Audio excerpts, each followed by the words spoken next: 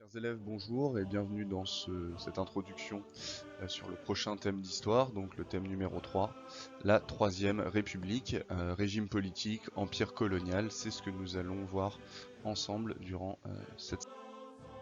Alors, la Troisième République, régime politique, empire colonial, ce sera pour nous l'opportunité d'étudier cette question sous trois axes différents. Nous nous pencherons dans un premier temps sur les débuts difficiles de cette Troisième République, avec 1870-1871, l'année terrible qui a vu cette République naître, avant de s'engager dans une deuxième partie dans laquelle nous étudierons l'enracinement progressif de ce régime politique. Nous verrons que c'est une république parlementaire qui a à cœur de développer une nouvelle culture politique, notamment par le biais de l'éducation morale et civique. Ce sera ainsi l'occasion de parler enfin de Jules Ferry. Nous verrons dans un troisième temps que cet enracinement progressif se fait en dépit des crises et des tensions qui secouent la période. Nous étudierons l'instabilité politique due à l'extrême droite. Nous parlerons de l'affaire Dreyfus, mais nous évoquerons également les troubles dus à l'extrême gauche, comme l'assassinat du président Sadi Carnot. C'est parti. Alors nous nous sommes quittés sur l'unification allemande dans la Galerie des Glaces de Versailles. Le 18 janvier 1871, l'Empire allemand était proclamé. Nous allons revenir un petit peu en arrière, une fois n'est pas coutume. Nous allons revenir au 12 juillet 1870, quand la France obtenait le retrait du candidat prussien au trône d'Espagne, ce qui nous emmènera très vite à la dépêche d'Helms et à la déclaration de guerre de la France à la Prusse, rappelez-vous, le 19 juillet 1870. Dans cette déclaration, Napoléon s'adresse aux Français en faisant preuve de beaucoup de confiance dans les capacités de l'armée française. Il déclare aller se mettre à la tête de cette vaillante armée. Elle sait ce qu'elle vaut car elle a vu dans les quatre coins du monde la victoire s'attacher à ses pas. Un grand peuple qui défend une cause juste est invincible. Ce sont les termes repris en bas de cette proclamation. Alors, depuis la dépêche d'Helms, rappelez-vous ce scandale qui a vu le Otto von Bismarck publier une dépêche dans laquelle il racontait l'humiliation de l'ambassadeur français. Eh bien, Napoléon III a décidé de déclarer la guerre à la Confédération d'Allemagne du Nord. C'est donc toute la France qui se mobilise contre la Prusse et bien sûr la Confédération d'Allemagne du Nord. Napoléon désire uniquement déclarer la guerre à ces États-là et non pas à l'ensemble de la nation allemande. Malheureusement, en tout cas pour les Français, les Prussiens sont rejoints dans leur lutte par la Bavière, le Wurtemberg ainsi que les grands-duchés de Bade et de Hesse. C'est donc toute l'Allemagne unifiée qui va s'opposer aux forces françaises. En plus des troupes prussiennes, chacun des États allemands apportera donc ses propres troupes, mettant ainsi en difficulté le plan de bataille français. Napoléon III et Émile Louis, son ministre, ont bien le temps de s'inquiéter, ce n'est plus le moment déclaré.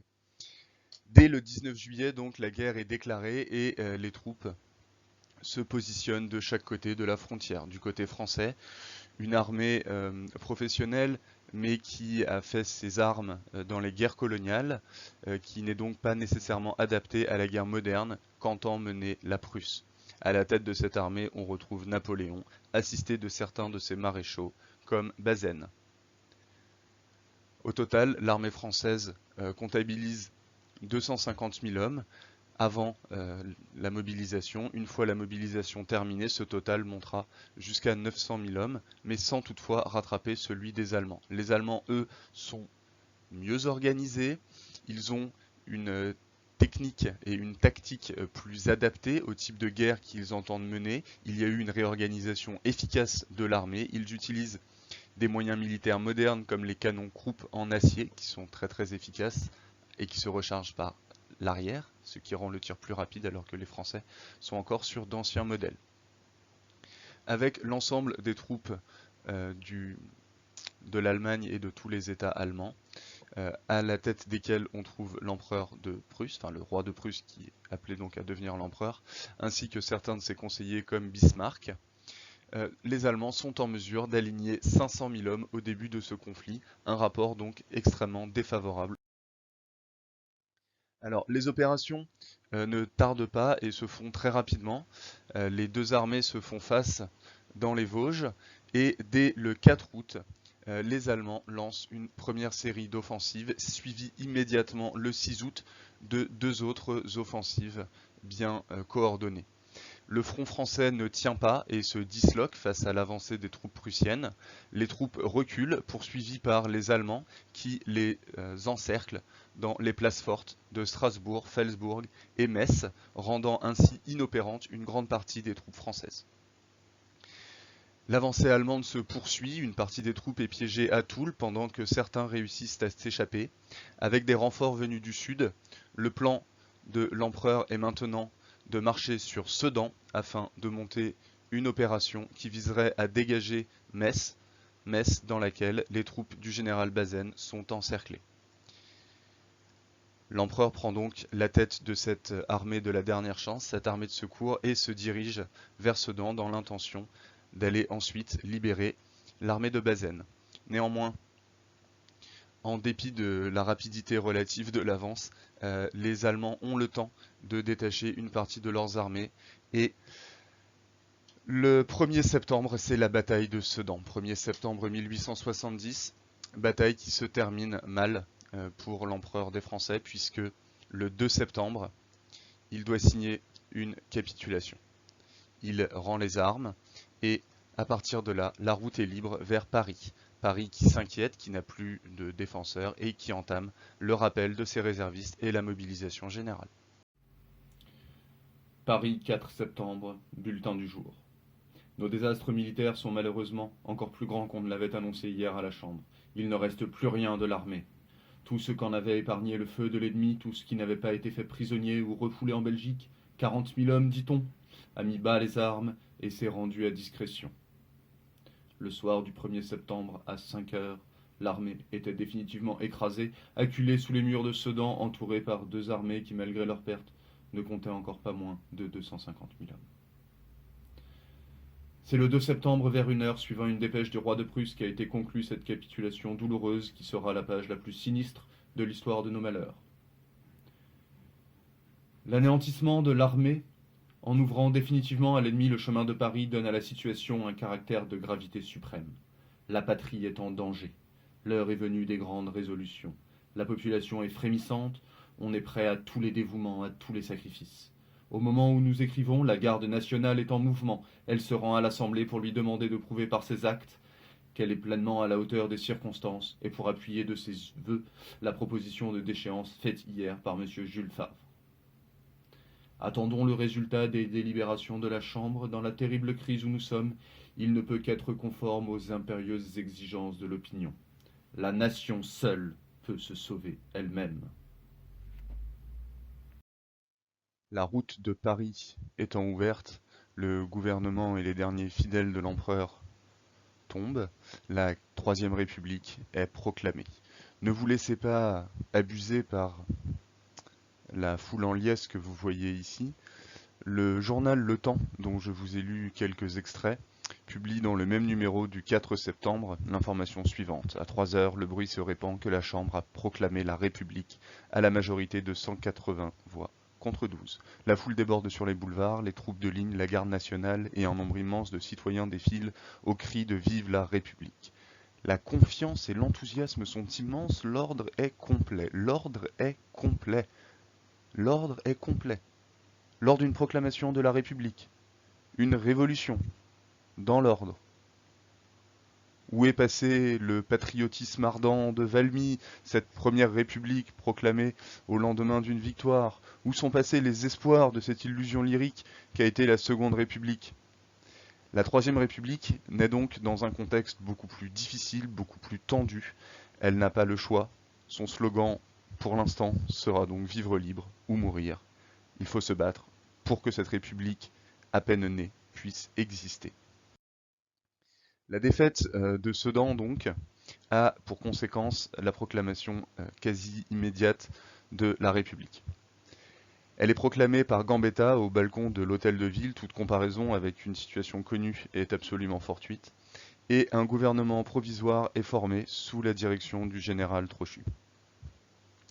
La décision est prise de continuer le combat car si Paris est assiégé et que le gouvernement s'est réfugié à Tours, il reste encore des soldats dans le pays, notamment dans l'armée de l'Est, et plusieurs places fortes ne se sont pas encore rendues. La guerre sera donc continuée, sera donc poursuivie, car les conditions posées par la Prusse sont immenses, elles sont beaucoup trop lourdes. Les Prussiens veulent l'Alsace, la Lorraine. Ils ont demandé la reddition de Strasbourg, tous les du Mont Valérien, la forteresse qui défend les accès de Paris. Et à d'insolentes prétentions, en effet, on ne répond que par la lutte à outrance. La France aura besoin de tous ses enfants, elle accepte cette lutte et compte sur eux. Ce décret est donc signé par le gouvernement provisoire à Tours le 23 septembre 1870. Paris assiégé, c'est uniquement grâce aux ballons et aux pigeons voyageurs que la capitale peut continuer à communiquer avec le reste du pays. C'est d'ailleurs grâce aux ballons que, au mois d'octobre, Gambetta réussit à s'échapper de la ville. Le journal Le Rappel du 9 octobre en fait d'ailleurs mention. Vous voyez qu'un climat républicain règne sur le pays, puisque on remet à l'honneur l'ancien calendrier.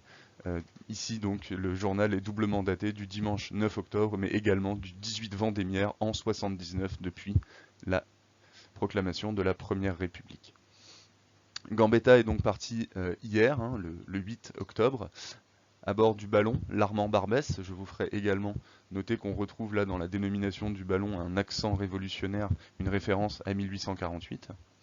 Et si vous vous inquiétiez, eh bien, le voyage s'est bien passé. On a crié « Vive la République !», les femmes ont agité leurs mouchoirs, Gambetta a salué de la main, et 3 jours plus tard, il était à Tours. Une médaille commémorative a même été frappée en souvenir de cet instant. La France donc est en mauvaise posture. Les troupes prussiennes encerclent Paris, le gouvernement s'est réfugié dans un premier temps à Tours, puis ensuite à Bordeaux devant l'avancée des troupes ennemies. La résistance s'organise, les provisions sont rationnées, les Parisiens se préparent à entamer un long siège dans l'attente qu'une armée de secours puisse venir les libérer. Les éléphants du Jardin des Plantes sont abattus afin de fournir de la viande et en attente de de renforts, comme notamment Garibaldi qui propose ses services, eh bien, le gouvernement attend. Néanmoins, on sait encore vivre. Le 25 décembre 1870, au café voisin à Paris, un menu spécial siège pour le 99e jour était proposé. Pour Noël, vous pouviez vous régaler de têtes d'âne farcies en hors-d'œuvre ou un consommé d'éléphant en potage. Le chameau rôti à l'anglaise ainsi que le civet de kangourou et les côtes d'ours rôties constituaient les entrées. Pour les rots, le cuisseau de loup, mon préféré, le chat flanqué de rat. Il était également proposé une terrine d'antilope. Vous remarquerez sur la carte que les vins sont abondants et de qualité. Donc tout espoir n'est pas perdu, il reste encore de quoi tenir.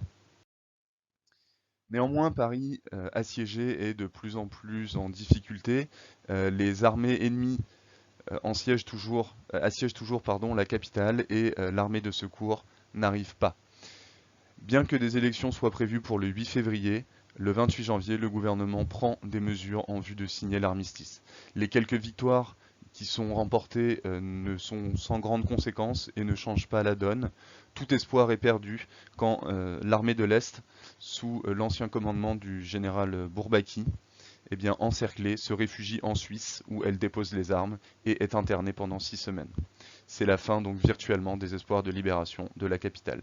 Pourtant, des villes comme Belfort ou Paris, effectivement, continuent à tenir et résistent encore aux troupes qui les assiègent.